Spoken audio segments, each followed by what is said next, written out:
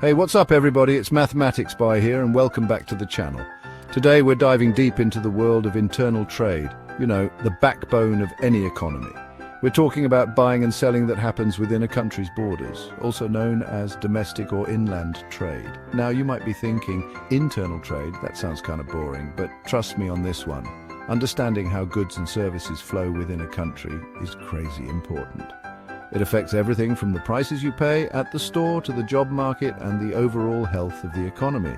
Today we'll break down the different types of internal trade, explore its key features, and uncover why it's so crucial to economic growth. So, buckle up, hit that like button, and let's get right into it.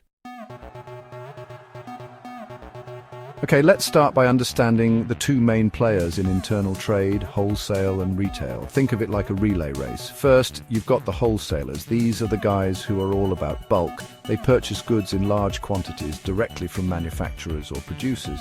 Imagine warehouses stacked floor to ceiling with products. That's the wholesaler's domain. Now, wholesalers aren't in the business of selling directly to you and me. Their customers are typically retailers, and that's who they sell these large quantities to, but at a markup, of course. Got to make that profit.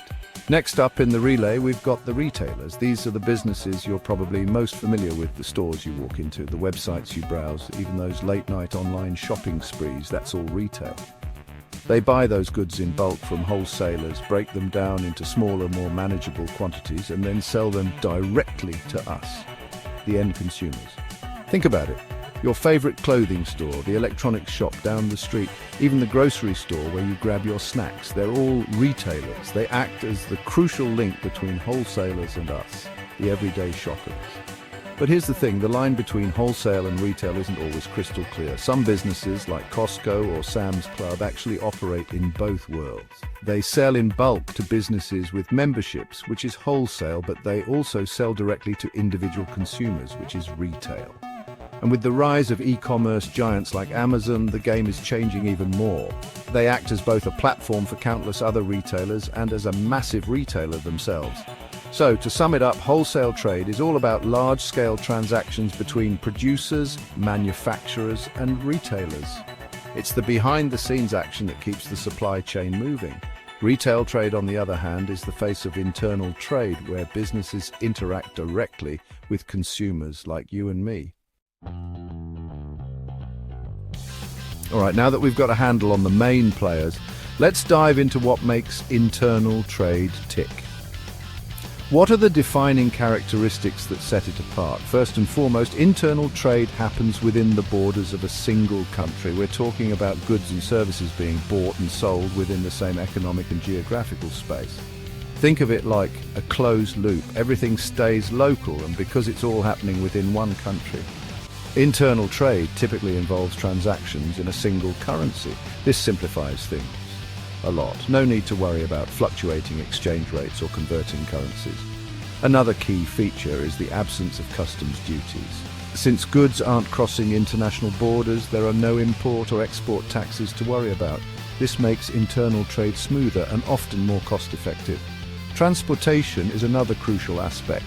Internal trade relies heavily on domestic transportation networks. Think roads, railways, waterways, and even domestic air travel. These networks are the arteries of internal trade, ensuring that goods can flow efficiently from producers to consumers. And finally, internal trade operates under the laws and regulations of a single government. This means a uniform set of rules governs all transactions, providing stability and transparency for businesses and consumers alike. Now you might be wondering, why are we spending so much time on these features? Well, understanding these characteristics is key to grasping the impact and significance of internal trade on a country's economy. Here's the bottom line. Internal trade is the engine that drives economic growth. It's the lifeblood of a nation's economy, and here's why. First off, internal trade creates a massive amount of jobs. Think about all the people employed in manufacturing, wholesaling, retailing, transportation, and all the supporting industries. That's millions of jobs right there, boosting the economy and putting food on the table for families across the country. And when people have jobs and earn money, guess what? They spend it. This spending fuels demand, which in turn encourages businesses to produce more goods and services, creating a virtuous cycle of economic growth. But it's not just about jobs and spending. Internal trade also plays a huge role in improving our standard of living. It makes a wider variety of goods and services available to consumers, often at more competitive prices. This means we have more choices, better quality products, and more money left in our pockets. Think about it. You can walk into a store today and find products from all over the country, all thanks to the interconnected web of internal trade. This wasn't always the case. Before efficient transportation and nationwide distribution networks, our choices were often limited to what was produced locally. Internal trade also fosters regional development.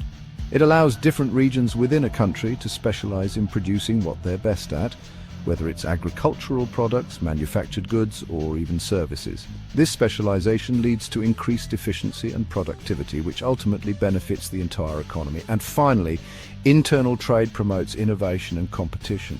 When businesses have to compete for customers within a country, they're incentivized to innovate, improve their products and services, and offer better prices. This competition is what drives progress and keeps the economy dynamic. So, to put it simply, internal trade is the backbone of a healthy and thriving economy. It creates jobs, boosts economic growth, improves our standard of living, and drives innovation. It's something we often take for granted, but its importance can't be overstated. That's it for today's deep dive into the world of internal trade. I hope you found this video insightful and maybe even learned a thing or two about how this crucial system impacts our daily lives and the economy as a whole. Remember, understanding the basics of economics can help you make smarter decisions with your money, your career, and even your investments. If you enjoyed this video and want to see more content like this in the future, be sure to smash that like button and hit that subscribe button so you don't miss out on future uploads. And as always, thanks for watching.